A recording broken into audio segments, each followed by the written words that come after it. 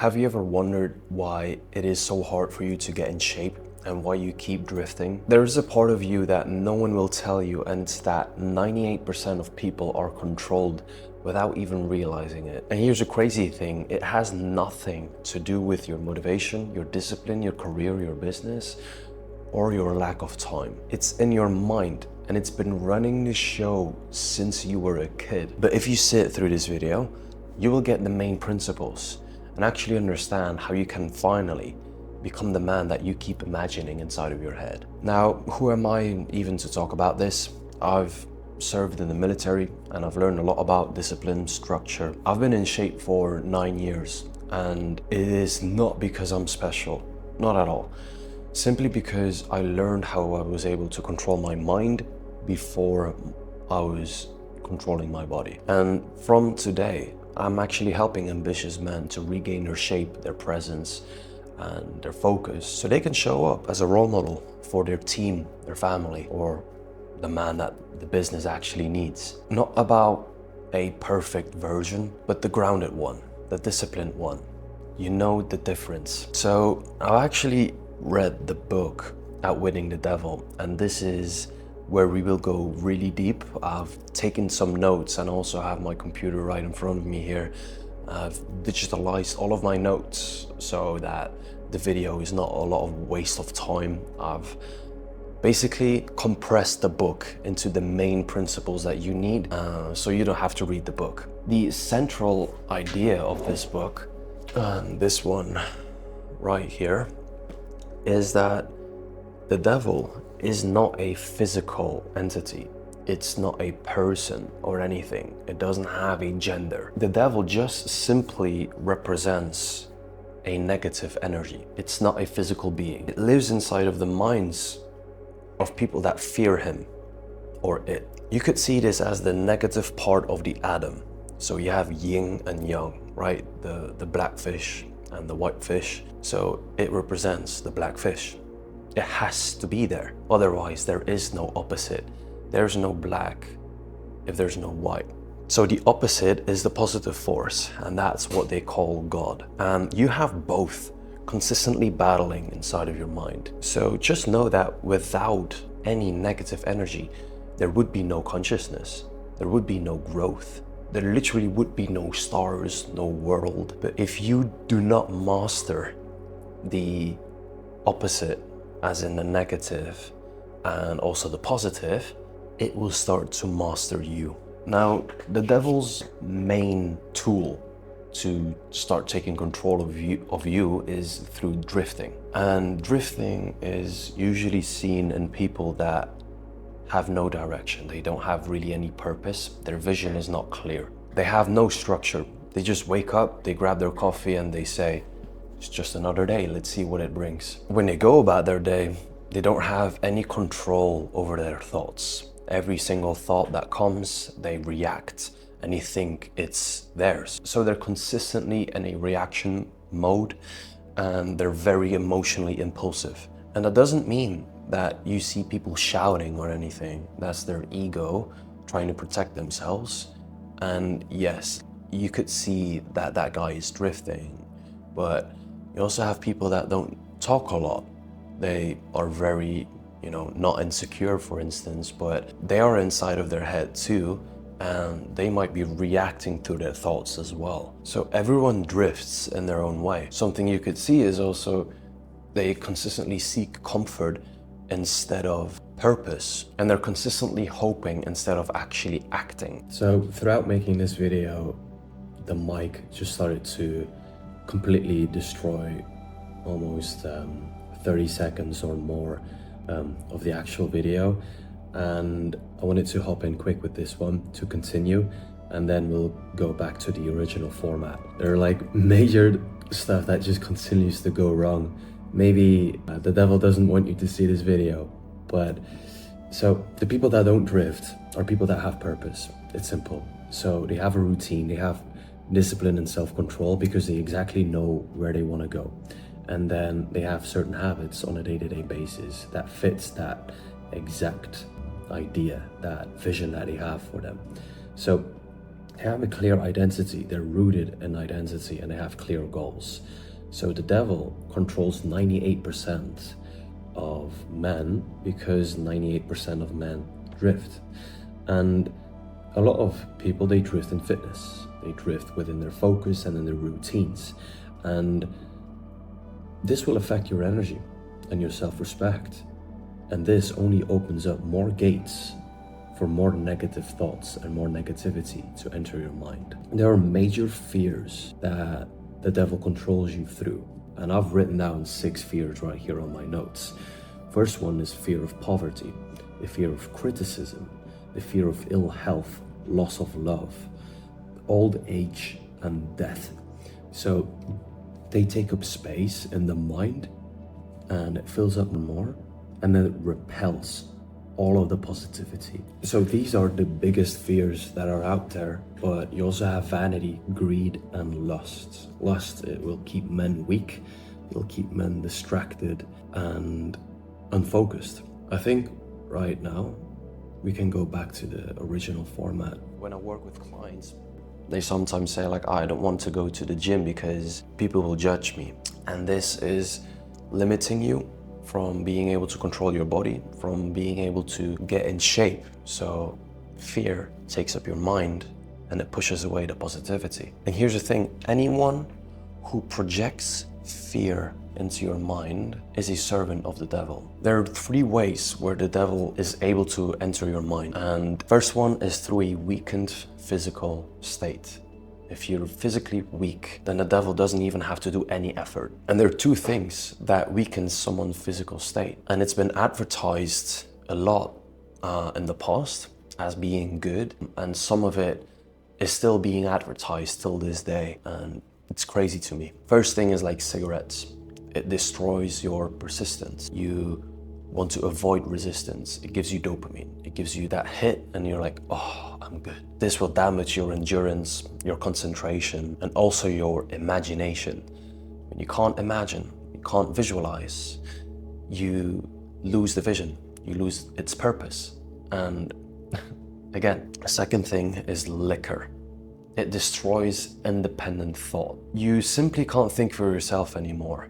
And I've seen this in the military, dude. Serving 5 years, and then entering the Navy. These guys, they were drinking insane amounts of liquor, smoking so many cigarettes. It's insane. And their body was just going more and more down. Just a lot of self-destruction. And being in that environment really taught me that I don't want to end up with these people.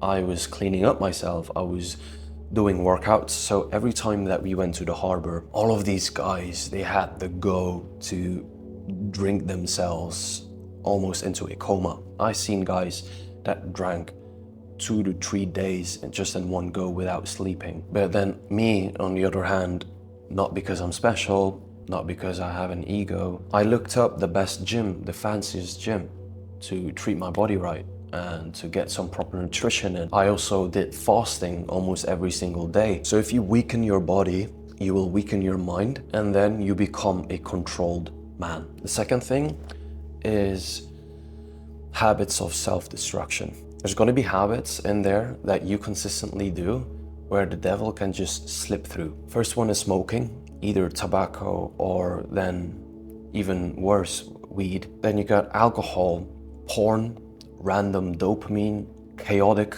routines, basically waking up without structure and having no real purpose, and also bad environments. All of these habits, they open up a portal for more self-destruction. And then the last thing, the third thing, is a lack of purpose. From the moment you don't know where you're going, boom, you drift. And when you drift, the devil comes for you. Now, there are secret principles to control, and I've already told them, and the first one is the habit of drifting. This just opens up the gates straight to hell. If you merely accept that you're not in shape and you don't do anything about it, you are not in control. And from the moment that you avoid controlling yourself, the devil's there. It's gonna enter your mind, take up your mind with fear, fear of failing, fear of judgment, fear of whatever. It's gonna get you to quit your workouts, skip your workouts, skip your nutrition, just overall having no standards for yourself, or stopping in 2 days of pushing yourself. The identity collapse, it really starts here. But you know, throughout this book, you also have solutions, and I'm going to present them to you right now. On page 114, there's something in here. So basically this whole book is a question and answer. It has an interview with the devil. Okay, my camera just almost shut down because of the battery, but I hope the frame didn't really change. It says something like this. I enter the minds of people through thoughts which they believe to be their own. And through meditation, which I teach all of my clients, you're able to detach from your thoughts. And what I mean by that is you do not react to your thoughts. When you don't react to your thoughts, you're able to detach from them, and you can start to gain awareness of yourself and look through a lens of a third perspective, like the game The Sims, where you have like a top view. So you need to understand that whatever thoughts, positive or negative, are not yours, and it's not there for you to react and emotionally react to, because the devil will try to tease you with like different kind of thoughts, because it's nature. It is there to drift. 98% of people, they can't avoid this, even including me at some times. I'm not perfect. I'm not telling you that I've figured out life, but I'm just here to present to you that you are not your thoughts, okay? But the devil will continue to test different things, and eventually it will have a thought that will trigger an emotional reaction. From the moment you have that reaction, you're going to act in a certain way. Now, on page 121, it says something about this. I cause people to drift on every subject through which I can control independent thought and action. I take the subject of health, for example. I cause people to eat too much food and the wrong sort of food. This leads to indigestion and destroys the power of accurate thought. If the public schools and churches taught children more about proper eating, they would do my cause irreparable damage. So this is why fasting and fasting principles, and why it's also in the Bible, wherever you look, and why religious people do fasting like Ramadan, it cleans up your signal. From the moment you start eating or the wrong type of food, the devil controls you. You become less persistent, you become drowsy, you become more lazy, even carbs. I don't know why we invented that shit, but it's a good form of energy, and it gives you good energy in your workouts. But to be honest, what it does for your mind, it's not really that good. So next thing, on page 122, you have dominating thoughts. I cause people to drift into the habit of thinking negative thoughts. This leads to negative acts and involves people in controversies and fills their minds with fear, thus paving the way for me to enter and control their minds. When I move in, I do so by appealing to people through negative thought in the minds of people through the pulpit, the newspapers, the moving pictures, the radio, and all other popular methods to appeal to the mind. I cause people to allow me to do their thinking for them because they are too lazy and too indifferent to think for themselves. This is a big one. So you need to understand if your thoughts are coming from fear, or are they actually coming from positive thoughts, independent thoughts? If your thought is negative, it will cause you to procrastinate. When you procrastinate, you start drifting. And when you drift, you lose your identity and the devil enters your mind. Now on page 139, it says something about failing to get in shape and failing your diet. Here, one of my most effective devices is failure. The majority of people begin to drift as soon as they meet their opposition, and not 1 out of 10,000 will keep on trying after failing 2 or 3 times. So men, they will form an identity around failing. They will literally tell themselves that they're not built for this, or it's not the right time, or I lack time, or, I'm just not consistent, or I'm not as disciplined as you. Just remember that it's the devil talking. Now, the last solution that I want to give you, and it kind of summarizes everything. It's on page 155. So here, Napoleon Hill questions the devil, and it asks, can the habit of drifting be broken, or does it become permanent once it has been formed? So the habit can be broken if the victim has enough willpower, providing it is done in time. There is a point beyond which the habit can never be broken. Beyond that point, the victim is mine. He resembles a fly that has been caught in a spider's web. He may struggle, but he can't get out. Each move that he makes entangles him more securely. And the web in which I entangle my victims permanently is a law of nature, not yet isolated by or understood by men of science. So the more you drift and the more you put off getting in shape and putting a fight for yourself, persistence, pushing through, and you resist the positive thoughts and you keep clinging on negative thoughts, there is a point where you basically can't escape anymore. And sometimes you can see this with people on the streets. I saw this in America. My trip there was enlightening, very, especially when I was in San Francisco and LA. People on the streets there, these are people that are entangled in the spider's web. You can literally see it. There's no sparkle in their eyes. It's gone. Now, if you live there, I think you know what I mean. So you don't fail because you're weak. It's not that you're weak, it's because you drift. When you start to understand that your negative thoughts are not yours, that's when it actually sets you free. They're basically just planted in your head like seeds. And if you water them, they will grow. From these thoughts, you will start acting in a certain way, and this will dictate your days as in your habits. So your habits will decide who controls you, who controls your mind. And if you've come to a certain point or a certain stage in your life where your business is not pushing, your career doesn't seem to grow, or your relationship seems to be at a stall, or there's no real love anymore, you won't be able to fix all of that. You won't be able to fix your life if the body is weak. So the devil wins when there is no structure in your day and it has no purpose. And God will win if you have clarity and you know exactly what you want. So to cover all of this up, I just want you to understand that your day needs structure. You need workouts because workouts will build your identity. You need to fast, stop putting things inside of your mouth, clean yourself up from the inside.